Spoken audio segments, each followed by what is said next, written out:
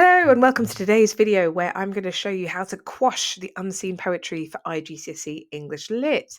Now, this is relevant for anyone having to analyse an unseen poem, but particularly for those of you studying towards your IGCSE English Lit with Pearson Edexcel. Now, if you are taking this specification, this will be the first question you do, and it's worth 20 marks, and you are assessed on AO2, which is analysing language form and structure used by a writer to create meanings and effects. Now, at the start of the video, I mentioned I will help you to quash the unseen poetry question. This is because QUASH is a very short acronym. You know, we love an acronym in English and English literature, just to help us to approach the question and remember the kind of 5-step process to go through to absolutely obliterate and completely ace this question. Okay, so that you can be confident knowing that you've started off your GCSE exams in the best way.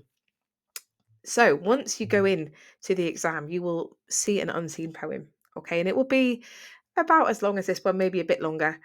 And they will make sure that the poem isn't really hard to comprehend. It's not going to be like some of the ones in the anthology, you know, with more kind of ancient language or difficult vocabulary. They don't want to kind of stop people being able to analyze because they can't understand. Okay, so they will give you a question that will be something along the lines of explore how the writer presents X. Okay, so here's an example poem. You may wish to pause the video now to have a read of it. It might even be worth, kind of thinking what ideas stand out to you. But we're going to now walk through a 5-step method using the QUASH framework. Now, in this case, the question is explore how the writer presents the night in this poem. In your answer, consider the writer's descriptive skills, choice of language, use of form and structure, and support your answer with examples. Okay, so the first kind of letter in the acronym QUASH stands for question. You must make sure you understand the question. Now, in this case, they're saying explore how the writer presents the night. Now, the reason it's important to look at the question first is that then when you read the poem, you can approach it with the focus of the question in mind. Okay, and you already know, okay, this poem is something to do with night. I need to be, as I'm reading, opening up my mind to examples of how that night is being presented. Okay, so the very first thing is make sure you understand the question, make sure you understand its focus, and then just ask yourself, does it give you any clues as to what the poem's about? Once you've understood the question, unsurprisingly, the next step is to understand the poem. So to do this, you need to read at least twice. Okay, it's not going to be a long poem. I would say 2 to 3 times because every single time you read that poem, your brain will be starting to piece together your comprehension of it. You'll be starting already to analyze and picking out phrases and thinking, okay, the night is presented like X, Y, Z, and try and get an overview of the main message of the poem. Now, that might be something that you want to write in a really quick introduction. Now, for this question, you are only assessed on AO2, so you don't necessarily need to do an introduction, but it might be a good idea to do maybe a 1 or 2 sentence poem, introduction that basically says, the poem, The Lonely Street Lamp, is about XYZ, and just give your brief overview and understanding of what it's about and what it presents. Okay. Um, Again, you don't have to do that. And if you've kind of prefer to dive straight into analysis, that's absolutely fine. Just keep in mind that what they're looking for here is your analysis and how deep can you go in that analysis. So once you have understood the main message of the poem, now comes the A from QUASH. You need to analyze and annotate. So what language techniques or specific word choices stand out to you? What could you say about them? So this is when you dive really, really close and you start looking for particular parts of the poem that you've got a lot to say about. Okay, so in your English studies, you will have been taught lots of different techniques. Okay, focus on techniques. Okay, and also focus on specific kind of lexis or word choices that stand out to you. Um, Now, here's an example of how I've kind of started to annotate. I found personification. There's loads of personification in this poem. The street lamp hums. I've got sibilants used in silent song. There's alliteration in footsteps fade. A simile in a trickle of cars flow few but bright like shooting stars across the night, etc. etc. We've got sensory language, tripling, metaphor, and more sibilants.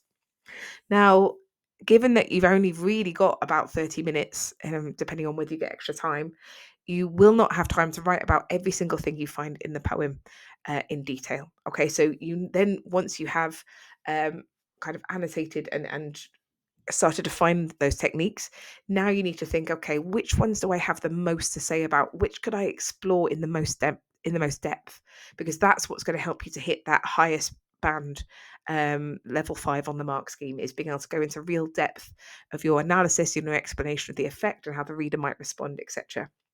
So once you've kind of done a quick annotation, at that point, think, right, what are going to be the maybe 3 or 4 quotes that I focus in on in depth? Now, the S stands for structure and form, because particularly for the higher bands, you absolutely need to discuss structure and form. Now, structural techniques can be anything like repetition. It could be how the poem opens, how it ends, how many stanzas it has, whether it has short lines, long lines, whether it uses enjambment. Anything to do with how the poem's arranged counts as structure. So at this point, you need to think, right, what could I say about structure or form?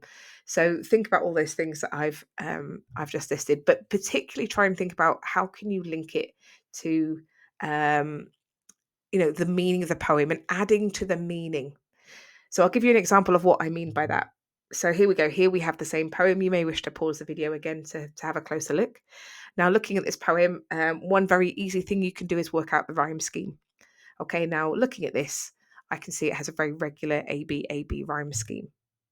Now, the next step is thinking, well, what could that represent? Could that represent the kind of rigidity of the night, the fact that it's always the same, it's predictable, this pattern of like day to night. Oh, I've just thought of that. There we go, epiphany. Perhaps it represents the day turning to night, back to day, back to night, that kind of repeating pattern of the kind of the cycle of the 24 hours, I guess. You could think about the cyclical structure, the fact that this poem explores lots of different features of the night and all these different things coming to life. But actually, it starts with a street lamp. Even in the title and the very first line, it ends with a street lamp. So there's that cyclical structure. And perhaps you could talk about the cyclical structure of day to night, day to night. So when you're thinking of structure, you don't need to find loads and loads and loads of things. But what you do find, make sure you can show how it adds to the meaning of the poem. Now, just a top tip here, okay, with anything in literature, and you may well feel confident with this already, but with anything in literature, obviously we don't have the poet in front of us to ask why they made certain choices. Okay, so in English, you are rewarded for making an interpretation and explaining and justifying it. Okay, so please try and remove that fear of getting it wrong. As long as you can justify and explain yourself, then whatever idea you have, you might have 100 students come up with 100 different ideas, and all of them could do really well because they have been able to explain and clearly kind of communicate their thoughts and their interpretation. Okay, so we've gone through understand the question, understand the poem, analyze and annotate for language, make sure you include structure and form. Then the final step is hustle. Okay, and I've chosen hustle for the fifth one here because you're under time pressure. Obviously, in a lovely way, we'd have 3 hours to write about this. Sadly, you're going to be in the exam. You're going to be under pressure. So at this point is when you need to you've done your planning and you have your ideas. Now you need to make sure you can get them down in a really clear and also quick way because you're in an exam. So aim to write at least 3 detailed paragraphs. Okay, you may well not have any more time than that to write any more than 3, but make sure you get 3. If you can get 4, fantastic. But it's also important to time yourself properly and make sure you don't leave yourself too little time for the other questions. Okay, so do not push yourself past maybe 35 minutes for this question. So aim to write 3 detailed paragraphs. Now, you may well have been taught a structure in your English lessons. So absolutely, there's plenty of analytical structures. As I mentioned, we do love an acronym in English. You might have been taught the P structure, the PEAL, Peter. I'm just going to give you an example of what that paragraph might look like, and I'm going to use the Peter structure to do so. So the question: explore how the writer presents the night in the poem. It's given you a list of things you can look at, and then it's reminded you to support your answer with examples from the poem. Here's an example of a paragraph following the Peter structure that includes both language and structure. Okay, so I've started with a point that directly relates to the question. The writer presents the night as a time outside of human control. Okay, so I've taken the question, I've responded to it directly, and I've added to it. Okay, I've shown that I've thought deeply about it. Now, as you can see, rather than go evidence, technique, explain, you'll see they're kind of all blended together, but I've put them in different colours there so you can identify which bits are which. So we've got any bit of evidence in green, any techniques I've identified in purple, and we've got language and structure, and the explanation is in blue, but you can see they're all blended together. Okay, then they're not necessarily separate. For those higher levels, you don't need to be super rigid with how you follow this structure. Just make sure that you're including all the elements. So objects such as the street lamp, pavement, and cold wind are all personified, creating the effect that when humans are asleep, the world comes to life almost by magic. The street lamp in particular is a gentle presence that hums, and slowly, gently, the street lamp sighs as it watches on. The sibilance used here creates a hushed and almost magical feeling. The cyclical structure of the poem, which starts and ends with the street lamp watching on, creates a feeling of history, as if the world has been coming to life at night for all time. So you can see here, we've got multiple bits of evidence that are embedded within the sentences. We've got multiple techniques: personification, sibilance, and cyclical structure. Okay, so particularly strong because it's both language and structure incorporated and linked together and supporting each other. And then we've also got that explanation running through as well. Okay, and then we're going to finish off with just making sure we've linked to the reader. So we finish off with this creates a sense of wonder and awe for the reader. Okay, so there we have it. There is a whistle-stop tour on how to quash your unseen poetry answer in the exam. Do let me know any questions you've got below. Make sure you, if you found that video helpful, please do like and subscribe. It really helps out my channel. And I wish you all the best. And I'm always happy to hear how these videos have supported your revision. And I love to hear how the exams go as well.